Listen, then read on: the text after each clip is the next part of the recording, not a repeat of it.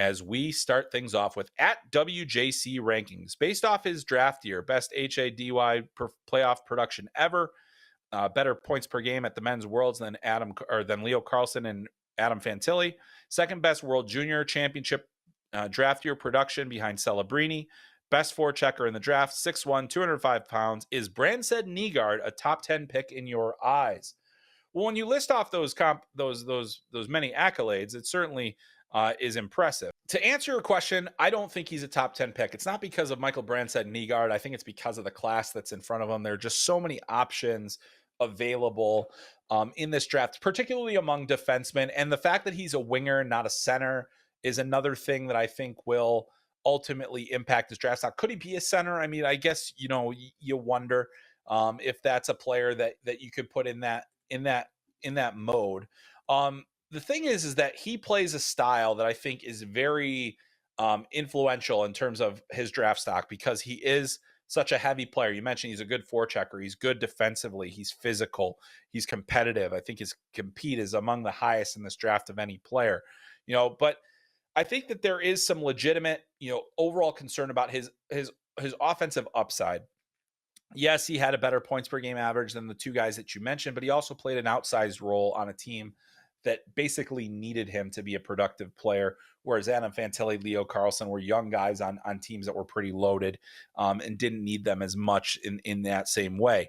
Obviously, his postseason in the Allsvenskan was a massively important moment for him and for his draft stock. I think it has improved. He did have 10 points in 12 games in the qualification for Mora.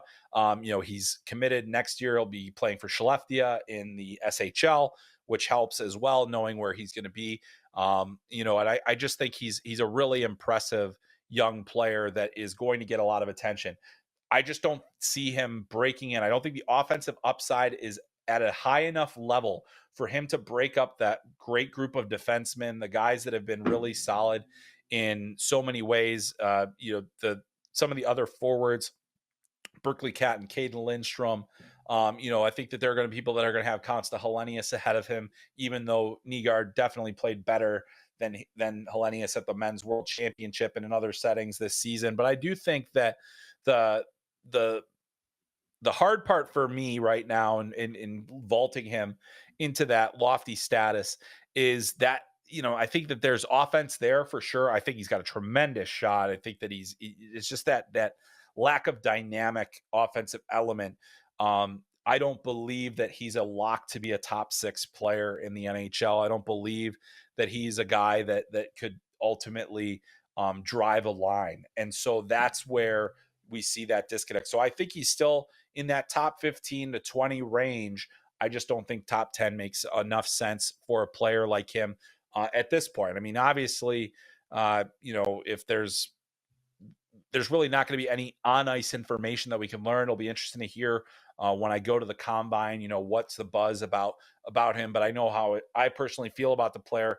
I think he's an absolute first rounder. I think he's going to play. I think he plays a style that helps teams win. I just don't think he's going to score enough at the next level to justify a top 10 selection. So hopefully that answers that question for you, and we appreciate you asking it.